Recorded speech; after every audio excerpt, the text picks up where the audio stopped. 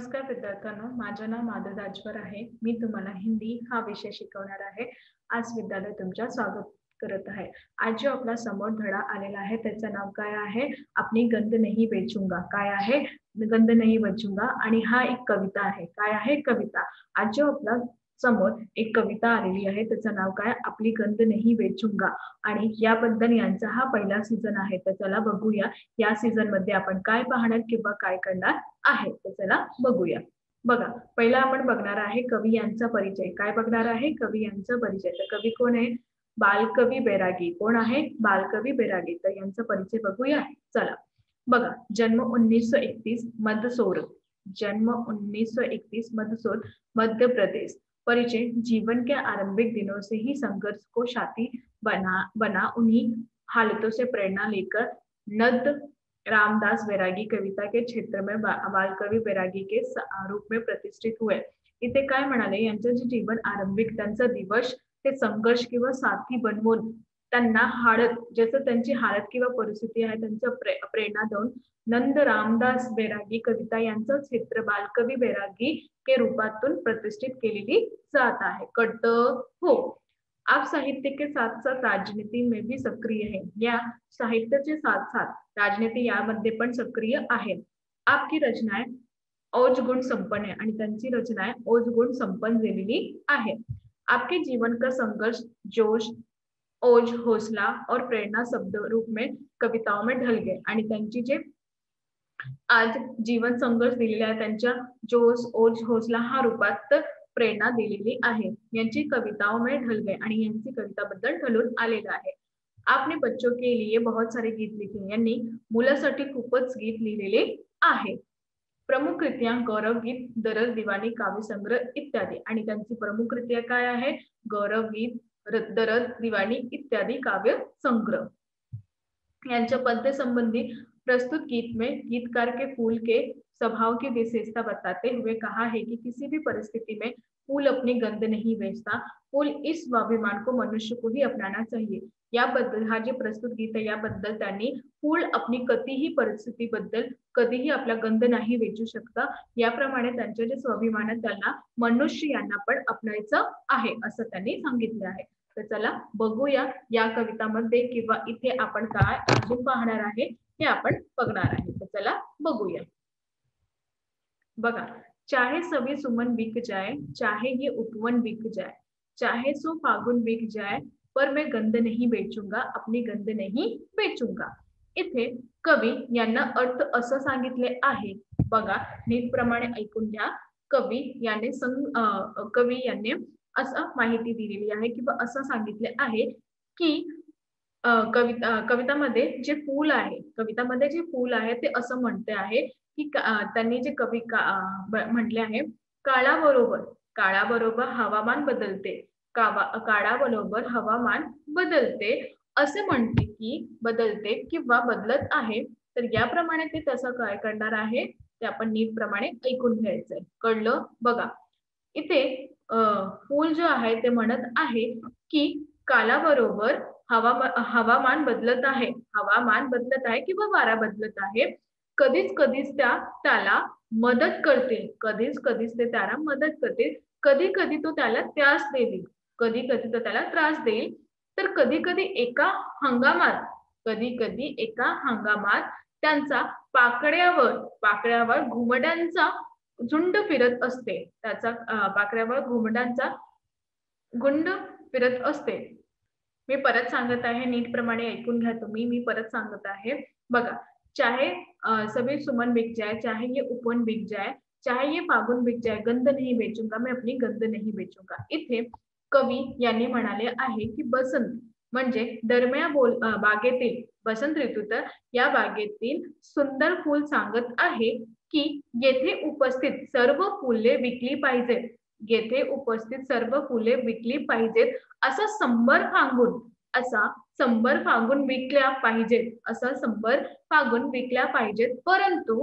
परंतु त्यांची सुगंध विक्री होणार नाही असे स्पष्ट केले गेले आहे की असा व्यक्ती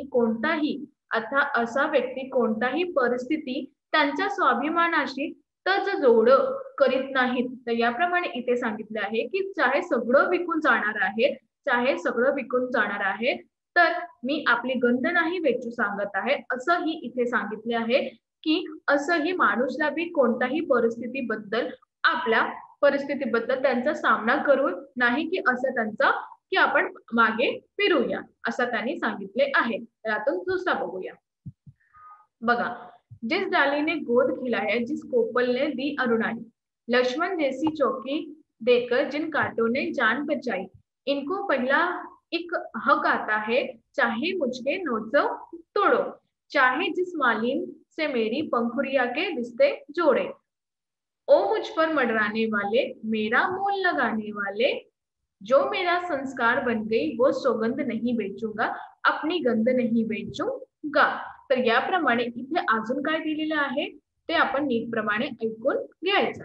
बघा, इथे कवी म्हणाले आहे की कवी सांगत आहे की हा जो फूल म्हणतो, फूल काय म्हणतो की मी त्यांचा गोठ्यात दाढी घालून दिले, मी त्यांचा गोठ्यात गाडी धाडून दिले, त्याला सौंदर्य देणाऱ्या पक्षी, रात्रदिवस त्यांचे रक्षण करणाऱ्या, त्याला सौंदर्य देणारा पक्षी किंवा रात्र दिवस त्यांच्या रक्षण करणारा काटेरी क्षणाप्रमाणे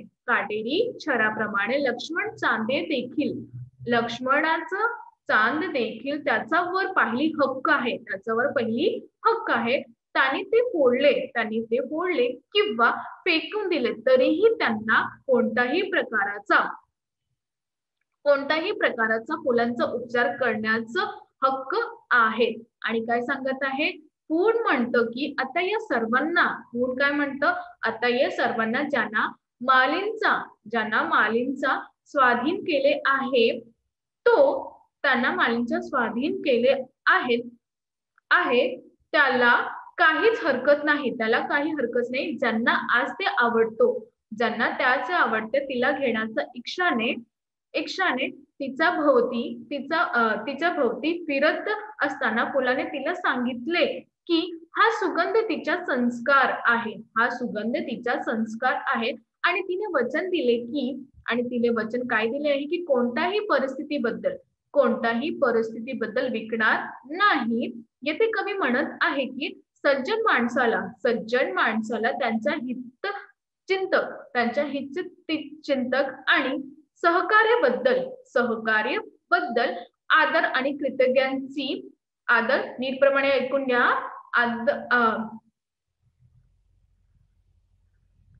नीटप्रमाणे ऐकून घ्या. सज्जन माणसाला त्याचा हितचिंतक आणि सहकार्याबद्दल आदर आणि कृतज्ञांची भावना असतं. तर याप्रमाणे आदर आणि कृतज्ञांची भावना असल्यामुळे तो लोभाचा त्याग करते आणि आपल्या सहकार्यासाठी आवश्यक वेळी पूर्ण भक्ती आणि निष्ठावर मदत करतो. तर याप्रमाणे तुम्हाला हे सांगितलं आहे की कसप्रमाणे हा जो नेहमीच तुम्ही करत आहे त्या कार्याची उपकरणा करा आणि आपला गंध नाही वेचू शकतो, ते असं प्रमाणे इथे सांगितले आहे किंवा बोलत आहे. कळतं की नाही? लवकर सांगा. हो, तर चला अजून बघूया. मौसम से क्या लेना मुझको, ये तो आएंगे जाएंगे, दाता तो होगा तो देखा तो होगा तो खाएंगे, कोमल भंवरों के सुर सरमन पतझड़ों को रोना धोखा, मुझ पर तो अंतर लगाएंगे पिचकारी के जादू टोना. तर याबद्दल त्याने काय सांगितले आहे बघा, नीटप्रमाणे ऐकून घ्या. ओ नीलम लगाने वाले, पल पल दाम बढ़ाने वाले, मैंने जो कर दिया स्वयं मुझे अनुबंध नहीं बेचेगा, अपनी गंध नाही बेचूंगा. तर याप्रमाणे इथे म्हणाले आहे की हाच मौसम ते कुठेही येणार किंवा कुठेही जाणार आहे. तर याबद्दल जे दाता आहे, जे मला बनवून देत आहे किंवा बनवत आहे, याप्रमाणे त्यांचा खाता होणार नाही. कोमल भंवरों के सुर सरगम, म्हणजे जे मी कोमल भावनात आहे ते सुर्ग संग्रहाच्या पतझर यांना रोवून धोरून जाणार आहे. तर याबद्दल माझा कोणाही उपकार नाही, माझ्यावर कोणत्याही जादू टोणा हा सगळं काही करणार नाही, माझ्या जी पिचकारी घेणार आहे तेव्हाही मला कोणताही करणार नाही. ओ निलाम लगाने वाले, जेव्हा आपण निलामी लागतात की आपल्याला इतके फूल पाहिजे किंवा पैसे देऊन आपण फूल घेता, हा जे माझा जे पलपल म्हणजे हर क्षणात जे आपल्याला दाम वाढून जात आहे, हा सगळं कार्याबद्दल मी कोणाही बरोबर काही कार्य करू शकत नाही.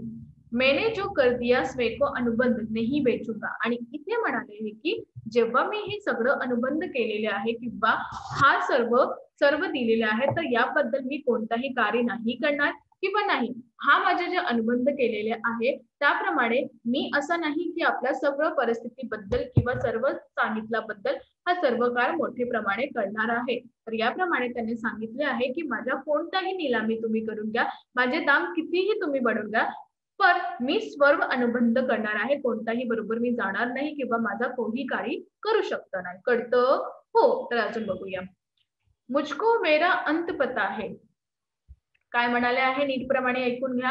मुझको मेरा अंत पता है, पकड़ी पकड़ी झड़ जाऊंगा, लेकिन पहले पवन परिसंग एक एक घर जाऊंगा, भूल चूक की माफी लेके सबसे मेरी गंध कुमारी, उस दिन ये मंडी समझेगी किसको कहते हैं खुददारी, बिकने से बेहतर मर जाऊं अपनी माटी में झड़ जाऊं, मन ने तन पर लगा दिया जो प्रतिबिंब नहीं बेचूंगा।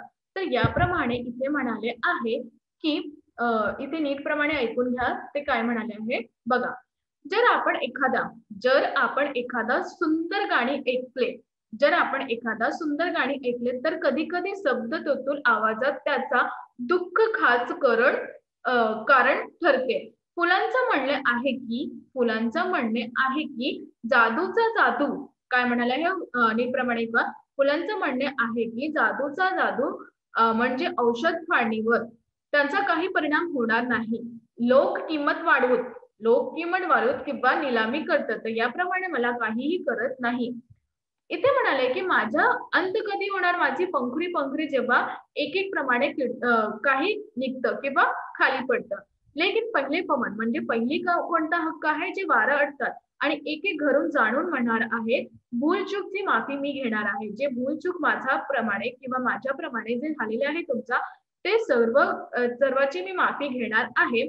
उस दिन ये मंडी समजेगी, त्या दिवशी हा जे मंडी जे मला विकणार आहे ना हे समजणार की माझी जी खुददारी आहे ना ती काय आहे, आणि बिकने से बेहतर मी बिकून जाणार आहे त्या बेहतर मी काय करणार आहे, हा जी माती जी मला जन्म दिली आहे त्याबद्दल ही या मातीचा मी त्यांचा मरण करणार आहे। मन तो मन पर लगा दिया है जो प्रतिबिंब नहीं बेचूंगा, मी मनात हा ठरवले आहे की मी माझं प्रतिबिंब नाही विकणार आहे असं त्यांनी सांगितले आहे। तर इथे आपण काय शिकलो की कशाप्रमाणे आपण जो आहे हा फुलांचा किती खुद्दारी आहे की त्याबद्दल त्यांनी सांगितलंय की मला काय करायचं हे मी ठाऊक केलंय, तसेच आपल्याला काय करायचं आहे, आपली कोणत्याही परिस्थिती येणार आपल्या समोर त्यांचा सामना करायचा आणि त्या सामन्याच्यात आपण तिथे मागे अजून करायचं आहे। तर याबद्दल मी तुम्हाला असे सांगणार कोणत्याही परिस्थितीबद्दल तुम्ही त्यांचा सामना करा, नाही की असं की त्यांचं डरूया आणि काही कार्य आपण नाही करणार। तर मी तुम्हाला असंही सांगणार कोणत्याही परिस्थितीचा तुम्ही सामना करा। धन्यवाद।